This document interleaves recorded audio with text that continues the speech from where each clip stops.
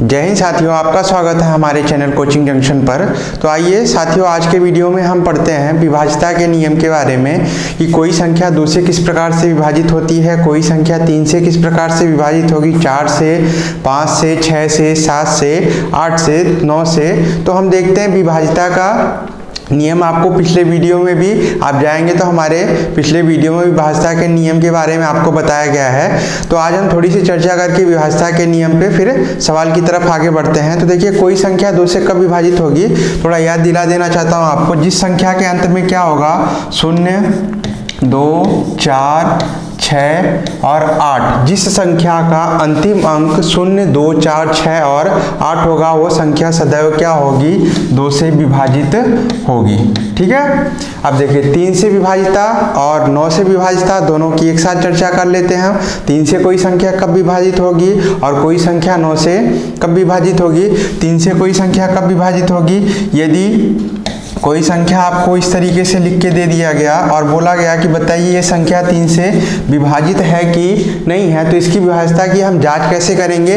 करते क्या है, इसमें जितने भी संख्या में अंक हैं सभी अंकों का क्या निकाल देते हैं, हम योग निकाल लेते हैं। अभी जो योग मिलता है वो देखते हैं 3 से विभाजित है, तो ये पूरी संख्या भी क्या हो जाएगी, 3 से विभाजित होगी। तो देखते हैं, 4, 2, 6, 6, 6, 12, 12 और 1 कितना हो जाएगा आपका, 13। तो क्या ये 13 3 से विभाजित नहीं है, तो ये भी संख्या क्या होगी, 3 से विभाजित नहीं होगी। 9 से विभाज्यता के नियम में भी हम यही चीज लेते हैं। देखते हैं सभी संख्याओं का योग जो आ रहा है, क्या वो 9 से विभाजित है, नहीं विभाजित है, तो ये संख्या क्या होगी, 9 से भी विभाजित नहीं होगी। अब देखिए दोस्तों, हम ये अंकों का योग लेते क्यों हैं, ठीक है, तो इसको हम देख लेते हैं। देखिए, अंकों का योग हम क्यों लेते हैं। मान लीजिए एक संख्या हमने इस प्रकार से ली, ये लिया हमने 2, 4, 6, 6, 6, 12, 6, 18 हो जाएगा। ठीक है, 2, 4, 6, 6, 6, 12, 6, 18। तो इसका पूरा जो आंकिक योगफल हमको मिलेगा कितना, 18। तो हम कहेंगे कि ये संख्या क्या है, पूरी संख्या 9 से विभाजित हो जाएगी, 3 से विभाजित हो जाएगी। अब देखिए, हम ये काम करते क्यों इनका अंकों का योग लेके ही हम देख लेते हैं कि ये संख्या 9 से विभाजित हो गई और 3 से विभाजित हो गई। तो देखिए, यहाँ पे आप इन संख्याओं का आप स्थानीय मान लिख सकते हैं। देखिए, इन संख्याओं का स्थानीय मान, 6 का स्थानीय मान क्या हो जाएगा, ये इकाई के अंक पे है। इस 6 का स्थानीय मान ये दहाई के अंक पे है, तो यहाँ से ये आपको क्या मिलेगा, 6, 60 और यहाँ से आपको क्या मिलेगा, 4 गुणे 100, तो यहाँ से मिल जाएगा आपको 400। और ये क्या है, 2 कहाँ पे है, 1000 का इसमें गुणा करेंगे तो कहाँ मिल जाएगा हमको, 2000 मिल जाएगा। ठीक है। अब देखिए, क्या ये जो संख्याएं मिली, अब देखिए इनसे हम कैसे देखते हैं कि हमारी संख्या 9 से विभाजित होगी कि नहीं होगी। तो देखिए, क्या हम इसको इस तरीके से लिख सकते हैं, इस 2000 को हम इस तरीके से लिख सकते हैं। एक को समझ लीजिए, फिर बाकी हम पूरा उसी तरीके से। देखिए, इसको हम इस तरीके से लिख सकते हैं, 999 प्लस 1। इस 2000 को हम इस तरीके से लिख सकते हैं। इसी तरीके से 400 को हम इस तरीके से लिख लेंगे, क्या, 4 गुणे 100 को लिखेंगे 99 प्लस 1। 60 को क्या लिखेंगे हम, 6 गुणे 9 प्लस 1। ठीक है, और ये आपका इकाई का अंक इकाई का ही रहेगा। तो देखिए, इस पूरी श्रृंखला को दोस्तों हम इस तरीके से लिख सकते हैं, इन सब का योगफल करने पर किसका किसका, 2000 का और 400 का, 60 का और 6 का योगफल करने पर तब हमको मिलता है 2466। देखिए, इस चीज को क्या हम इस तरीके से लिख सकते हैं जो हमने आपको अभी बताया, 999 प्लस 1 प्लस 4 गुणे 99 प्लस 1 प्लस 6 गुणे 9 प्लस 1 प्लस 6। तो यहाँ से देखिए, 999 के साथ 2 को अलग कर सकते हैं, 99 के साथ 4 को अलग कर सकते हैं, 9 के साथ 6 को अगर हम अलग करके लिखते हैं तो कुछ इस तरीके से मिलेगा, 2 गुणे 999 प्लस 4 गुणे 99 प्लस 6 गुणे 9। अब देखिए, इनको अलग कर लेने पर क्या मिलता है हमको, 2 का इस 1 में गुणा करेंगे तो क्या मिलेगा हमको, 2। फिर इस 4 का इस 1 में गुणा करेंगे तो क्या मिलेगा हमको 4। फिर इस 6 का 1 में गुणा करेंगे क्या मिलेगा हमको 6, और ये इकाई का बचा हुआ अंक 6। तो अब देखिए ये जो मान है, ये जो इतना मान लिखा गया ये क्या है आपका, देखिए 9 से पूरी तरीके से विभाजित हो जाएगा।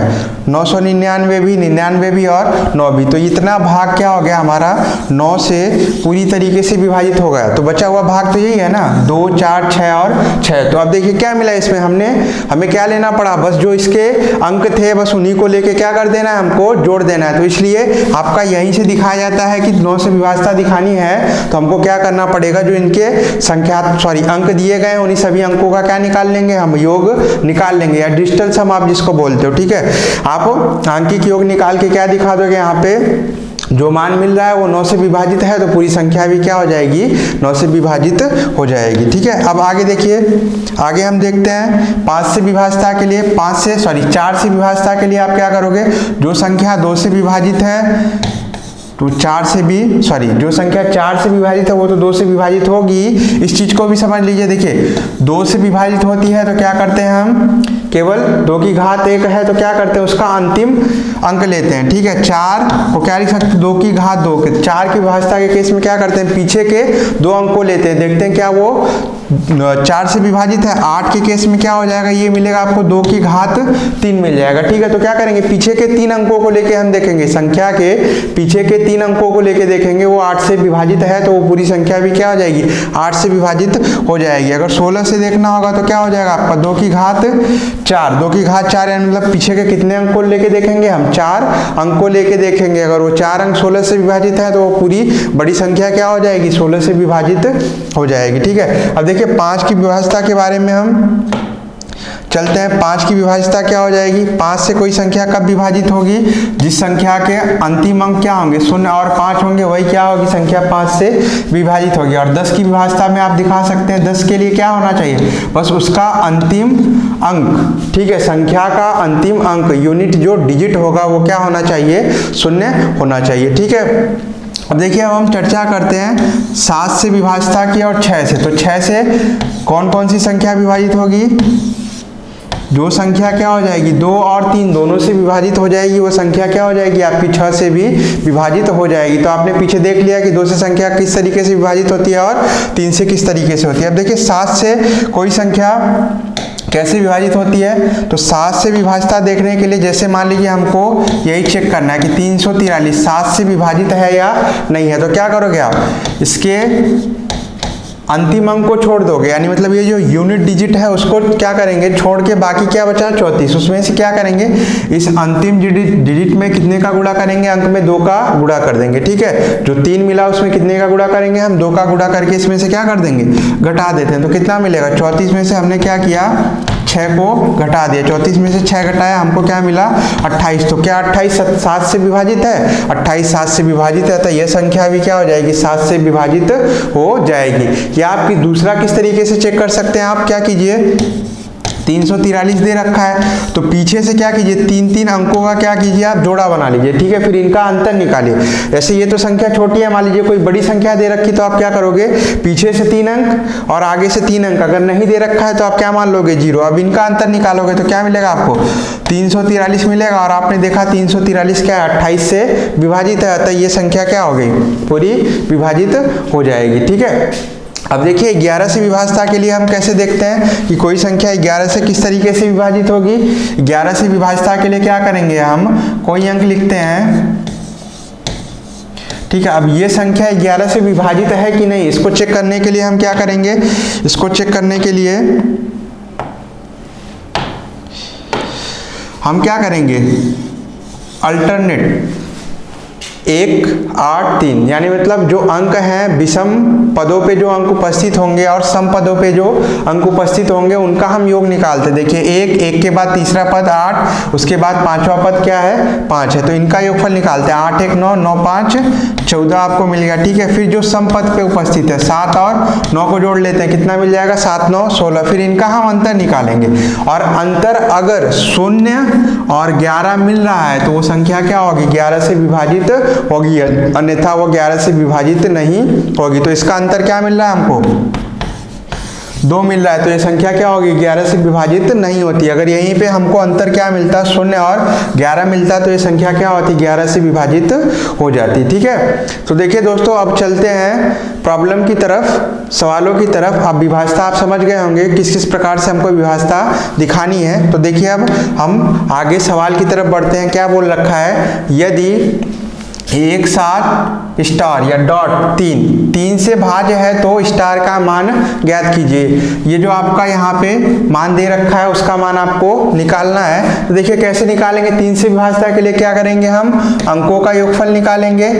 अंकों का योगफल निकालेंगे तो यहाँ से अंक जितने हैं उनका योगफल निकाल लेते हैं और इसको हम छोड़ देते हैं। अभी तो कितने, 7 1 8, 8 3 क्या हो जाएगा आपका 11। अगर हमको क्या करें, एक और मिल जाए तो ये संख्या क्या हो जाएगी, 12 हो जाएगी। यानी मतलब इसकी जगह अगर हम 1 रखते हैं तो 12, और 12 क्या होगा, 3 से विभाजित होगा। तो देखिए ऑप्शन में हमारा 2 दे रखा है, तो अगर यहाँ पे 2 रखते हैं तो 11 जो क्या हो जाएगा आपका 13, ये नहीं विभाजित होगा। अगर 1 रखते हैं तो क्या हो जाएगा 12, ये विभाजित हो गया। तो आप यहीं पे क्या करोगे, ऑप्शन अपना टिक करके आगे बढ़ जाओगे, और चेक करने की जरूरत नहीं है। ठीक है, अगर आपको देखना है 4 रख के देखते हैं, 11 में 4 जोड़ लिया, ये क्या मिल गया आपको 11 4 15, ये भी क्या हो जाएगा आपको दोस्तों 3 से विभाजित हो जाएगा। तो कभी कभी होता है एक ही प्रश्न में आपके क्या करते हैं, दोनों ऑप्शन सही हो जाते हैं। तो जो आपको बढ़िया लगे वही ऑप्शन आपको क्या करना है, टिक करना है। तो हमारा ऑप्शन क्या हो सकता है, 4 भी सही हो सकता है। 3 रख के देखते हैं, 11 3 क्या हो जाएगा 14, तो 14 3 से विभाजित होगा, नहीं होगा। ठीक है, तो हमारा ऑप्शन चाहे हम 1 ले सकते हैं चाहे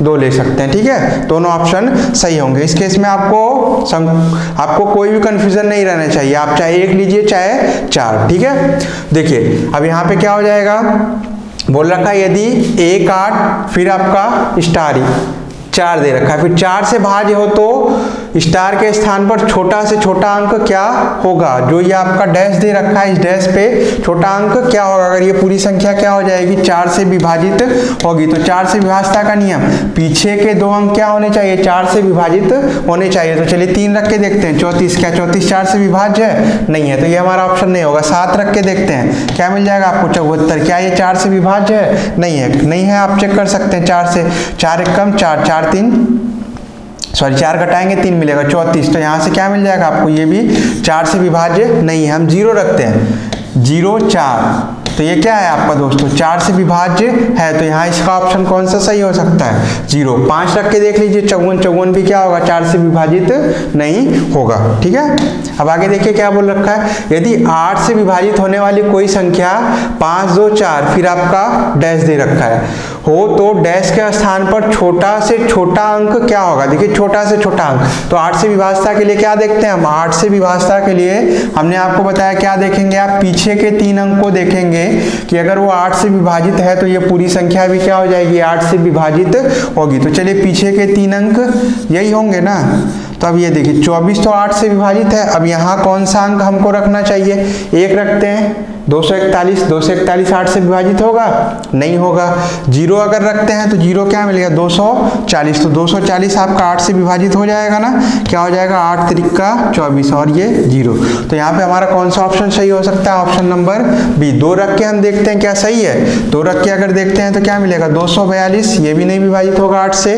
6 रख के देखते हैं तो ये भी आपका 8 से विभाजित नहीं होगा। तो 8 की विभाज्यता के केस में हमको क्या देखना है, पीछे के 3 अंकों को देखना है। ठीक है, अब देखिए आगे क्या बोल रखा है, बोल रखा है यदि 5-6 9 से भाज्य हो तो डैश का वह छोटा से छोटा मान ज्ञात कीजिए। ठीक है, डैश का छोटा से छोटा मान आपको ज्ञात करना है। तो यहाँ पे चलिए हमने आपको अभी 9 की विभाज्यता के नियम को समझाया, क्या करना है सभी अंकों का योगफल लेना है। तो 5 और 6 का योगफल लेते हैं, कितना मिल जाएगा हमको 11। अब हमको और कितना मिल जाए, या तो 9, पीछे तो आप जा नहीं सकते, आगे और कितना मिले 9 दूनी 18, या तो हमको 7 मिल जाए, फिर या और 7 के बाद कौन सा मिलेगा आपको 27 मिलना चाहिए। ठीक है, तो इस तरीके से तो आप देखेंगे ऑप्शन में आपका 6 रखते हैं तो 11 और 6 कितना होगा 17, ये क्या होगा 9 से विभाजित नहीं होगा। 3 रखते हैं 11 3 14, ये भी 9 से विभाजित नहीं होगा। अगर 7 रखते हैं तो क्या मिल जाएगा इनका योगफल हमको 18, तो ये संख्या क्या हो जाएगी 9 से विभाजित हो जाएगी। अगर इसका मान कितना आ जाएगा 586 76, तो ये संख्या क्या हो जाएगी, 9 से विभाजित हो जाएगी। ठीक है, विभाज्यता बहुत ही सिंपल है दोस्तों, बहुत ही सिंपल, बस आपको नियमों को अच्छे से याद रखना है। तो और परीक्षा में जो आपके कंपटीशन में सवाल है भी इसी तरीके से, क्योंकि आप तो संख्या लिख के देगा तो आप विभाज्यता बता सकते हैं आसानी से। क्या करता है, वहां पे एक रिक्त स्थान दे देगा, ब्लैंक स्पेस देगा, उस ब्लैंक स्पेस को भरने की बात करेगा। कब बोलेगा कि 9 से विभाज्य है, 7 से विभाज्य है, 11 से विभाज्य है, तब आप बताइए कि उस रिक्त स्थान पे कौन सा अंक रखा जाएगा। इस तरीके की सवालें कंपटीशन में मैक्सिमम मिलती है। देखिए यहाँ पे भी आपको अभी जितने भी सवालें मिलेंगी इसी प्रकार की मिलेंगी। ठीक है, देखिए यहाँ पे बोला का अब ये संख्या क्या है, 11 से भाज्य है, तो इस रिक्त स्थान का मान आपको बताना है। 11 से विभाज्यता का नियम हमने आपको बताया, 11 से विभाज्यता का नियम क्या होगा, 3, ये 4, 5 और 7। तो यहाँ पे हमने बताया क्या लेंगे, विषम पदों का योगफल और सम पदों का योगफल। जो संख्याएं सम स्थान पर है उनका योगफल और जो संख्याएं विषम स्थान पर है उनका योगफल। तो 5, 3, 8, 8, 5 कितना मिलेगा हमको, 13। और यहाँ से चलते हैं, ये आपको मिलेगा ये स्टार और ये +4 और ये क्या मिला हमको 11। तो हमने बताया चाहे तो दोनों का योगफल कितना आ जाए, 0 आए, सॉरी दोनों का अंतर, ये जो दोनों योगफल हमने निकाले इन दोनों योगफल का मान चाहे तो 0 आए चाहे 11 आए, तभी ये संख्या क्या होगी, 11 से विभाज्य होगी। तो देखिए 13 में से कोई संख्या घटाएं तो 11 तो मिलने वाला नहीं है। ठीक है, तो क्या मिले हमको, 0 ही मिले, तो यहाँ पे जोड़ लेते 7, 4, 11। तो ये 11 और इस संख्या को हम घटा देते तो हमको क्या मिलना चाहिए, 0 मिलना चाहिए।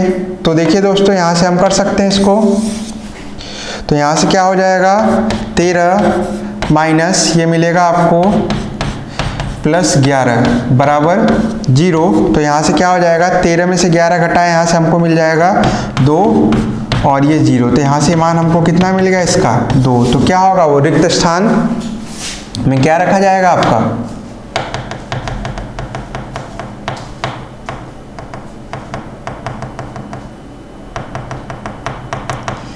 उस रिक्त स्थान में क्या रखा जाएगा दोस्तों, 2 रखा जाएगा। ठीक है, अब देखिए आगे क्या बोल रखा है, आगे बोल रखा है 2 क्रमागत विषम पूर्णांक वाले वर्गों के बीच का अंतर हमेशा किससे विभाजित होगा। देखिए ना यहाँ पे संख्याओं की बात कर रखा है, बस यहाँ पे बोल रखा है कि क्रमागत विषम पूर्णांक आपको लेने हैं। ठीक है, तो क्रमागत विषम पूर्णांक और उनके वर्गों का अंतर आपको निकालना है। तो 2 क्रमागत विषम पूर्णांक 3 हो सकता है, 5 हो सकता है, 5 हो सकता है, 7 हो सकता है, 7 हो सकता है, 9 हो सकता है। ठीक है, तो कोई भी हम विषम पूर्णांक लेके क्रमागत उनके वर्गों का अंतर देखते हैं, हमको क्या मिलता है। तो 3 और 5 का लेते हैं, 5 का वर्ग 25 और 3 का वर्ग कितना मिलेगा, 9। इसका अंतर कितना मिला दोस्तों, 16। 5 और 7 का लेते हैं, 7 का वर्ग 49 और 5 का वर्ग 25। हम इसको घटा के देखते हैं कितना मिल जाएगा, 49 में से 25 घटाइए, 9 में से 5 गया 4, फिर यहाँ से ये घटाएंगे 24। अब 7 और 9 को लेते हैं, ये 9 का वर्ग क्या मिलेगा हमको 81 और 7 का वर्ग क्या मिलेगा 49। अभी 11 में से 9 घटाएंगे कितना मिलेगा दोस्तों 2, फिर यहाँ पे 7 बचा, 7 में से 4 घटाया 3। तो अब ये जितने मान मिल रहे हैं, ये जो हमारा ऑप्शन दे रखा है उसमें से हम देखते हैं किस किस संख्या से विभाजित। 3 से विभाजित 1 और 16 नहीं होगा, खत्म कहानी। 6 से विभाजित नहीं होगा, ठीक है, 24 होगा, बाकी नहीं होंगे। 7 से भी कोई संख्या विभाजित नहीं होगी। तो बचा हुआ ऑप्शन हमारा क्या है, 8 है। तो देखते हैं क्या 8 से सभी विभाजित है, 8 से 16 भी विभाजित है, 24 भी है और 32 भी है। या आप इसको अच्छे तरीके से याद कर लीजिए, 2 क्रमागत विषम संख्याओं के वर्गों का अंतर सदैव किससे विभाजित होता है, 8 से विभाजित होता है। तो देखिए यहाँ पे हमने क्रमागत विषम पूर्णांक ले रखे थे और उनके वर्गों का अंतर निकाला, तो जो भी मान मिला हमको वो क्या है, केवल 8 से ही विभाजित है। ठीक है, 2 से भी है, आपको मैक्सिमम किससे होगा। ठीक है, अब देखिए बोल रखा है इस संख्या का और इस संख्या का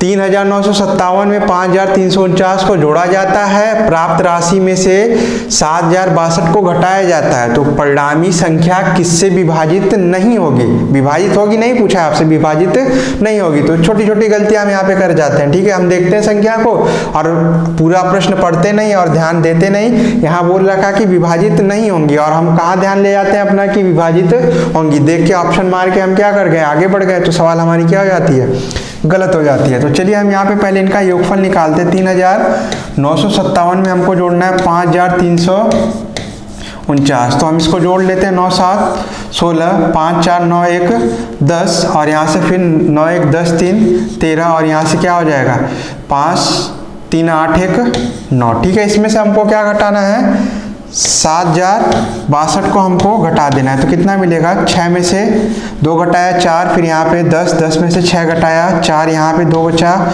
और फिर 9 में से 7 घटाया 2। देखिए क्या मिला हमको 2244। तो देखिए क्या ये संख्या 4 से विभाजित है, विभाजित हो जाएगी। ठीक है, लास्ट का 2 अंक क्या है 4 से विभाजित है, तो ये क्या होगा 4 से विभाजित हो जाएगी पूरी संख्या। 3 से जोड़ेंगे 2 2 4 4 2 6, 2 2 4 4 4 8 8 4 12, तो ये संख्या क्या हो जाएगी 3 से भी विभाजित हो जाएगी, क्योंकि इनका अंकों का योगफल क्या मिला हमको, डिजिटल सम जो मिला 12 मिला। ठीक है, 12। आप देखिए 7 से देखते हैं, तो 7 से विभाजता के लिए क्या करेंगे, हमने बोला पीछे का आप इकाई का अंक लेके इसमें कितने का गुणा कर दीजिए, 2 का गुणा करके इसमें से क्या कर देते हैं घटा देते हैं। 4 में 2 का गुणा किया 8, अब 8 को 24 में से घटाते हैं, हमको कितना मिलेगा 216। तो 216 7 से विभाजित होगा, नहीं होगा, 7 त्रिक का 21, फिर 6 शेष बच जा रहा है। ठीक है, 11 से विभाजित होगा, 4 2 6 4 2 6, दोनों का अंतर निकाल देंगे, कितना मिलेगा हमको 0। तो ये संख्या क्या होगी 11 से विभाजित हो जाएगी। तो किससे विभाजित नहीं होगी दोस्तों, ये संख्या किससे विभाजित नहीं होगी 7 से विभाजित नहीं होगी। ठीक है, अब आगे बोल रखा है यदि यम तथा n धनात्मक पूर्णांक हो और m माइनस n एक सम संख्या हो तो m square minus n square हमेशा किसके द्वारा विभाज्य रहेगा। तो देखिए बहुत ही बढ़िया सवाल है दोस्तों, ये SSC में आपका बहुत बार पूछा गया ये प्रश्न है। देखिए यहाँ से बोला m और n धनात्मक पूर्णांक है, m और n धनात्मक पूर्णांक है, और जो इनका अंतर दे रखा है एक सम संख्या है। तो इस चीज को आप पकड़िएगा, देखिएगा हमेशा ध्यान रखिएगा, सम में हम सम संख्या को अगर घटाते हैं तो हमको क्या मिलता है, सम संख्या ही मिलती है। ठीक है, या हम विषम संख्या में से क्या करें, विषम संख्या को घटाएं। ठीक है, तो वो भी हमेशा हमको क्या मिलता है, सम ही मिलता है। तो यही 2 कंडीशन हो सकती हैं। अगर m माइनस n का अंतर अगर सम आ रहा है, m माइनस n का अंतर अगर सम आ रहा है, तो चाहे तो दोनों संख्याएं सम होंगी, चाहे तो दोनों संख्याएं विषम होंगी। ठीक है, चाहे तो दोनों संख्याएं सम, चाहे तो दोनों संख्याएं विषम, और दोनों ही कंडीशन में क्या मान मिलना है आपको, सम ही मिलना है। ठीक है, चाहे इनका आप देखिए सम में सम जोड़ते हैं, सम संख्या से सम संख्या को हम जोड़ते हैं तभी भी हमको क्या मिलता है, सम ही मिलता है। ठीक है, और विषम में विषम को जोड़ते हैं तभी भी हमको क्या मिलता है, सम संख्या ही मिलती है। जैसे देख लीजिए 3 में 5 को जोड़ते हैं 8, 5 में 7 को जोड़ते हैं 12, तो विषम संख्याएं है ना। ठीक है, और सम संख्या कोई ले लीजिए, 4 में 2 को जोड़ा 6, 10 में 4 को जोड़ा 14, तो ये क्या मिलेंगे आपको, सम संख्या। अंतर भी निकाल सकते हैं, 10 में से 4 घटाया 6, ये भी सम मिला ना।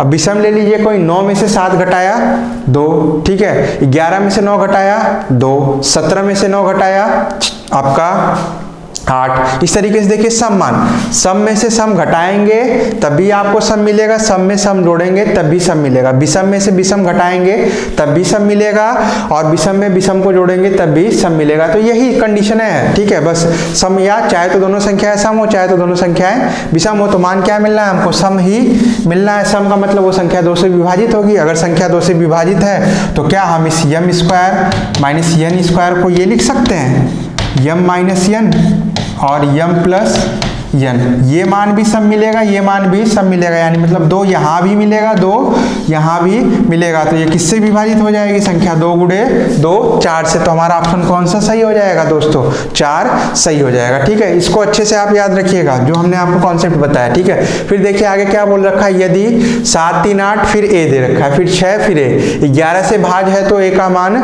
ज्ञात कीजिए। तो जो आपको क्रम बताया कि सम स्थान पे अंकों का योग और विषम स्थान पे अंकों का योग हम पहले निकालते हैं। तो 7 8 और 6, ये आपके विषम स्थान 3 a और a, ये क्या हो जाएंगे, सम स्थान। तो 7 और 6 का योगफल एक तरफ, और दूसरा क्या करेंगे, इसी के बराबर कर देंगे 3 ए और ए का योगफल। ठीक है, तो यहाँ से 7 और 6 जोड़ेंगे हम, कितना मिल जाएगा हमको 13, और यहाँ से मिल जाएगा 3 + 2a, और 13 में से 3 घटाया आपका 10, और यहाँ पे 2a बराबर हमको कितना मिल जाएगा, 10 को 2 से काट दिया हमने, 10 को 2 से काट दिया 5। तो हमारा ऑप्शन दे रखा है इसमें दोस्तों, कोई नहीं दे रखा है। ठीक है, तो यहाँ से फिर हम एक बार देखते हैं इसको, क्या दे रखा है, 7 और 8 और 6 दे रखा है। ठीक है, देखिए यहाँ पे प्रॉब्लम हो गया, हमने 8 को नहीं जोड़ा है। ठीक है, 7, 8 और 6 दे रखा है। ठीक है, तो 7, 8 और 6 13, और 8 को हम जोड़ लेते हैं, हमको कितना मिल जाएगा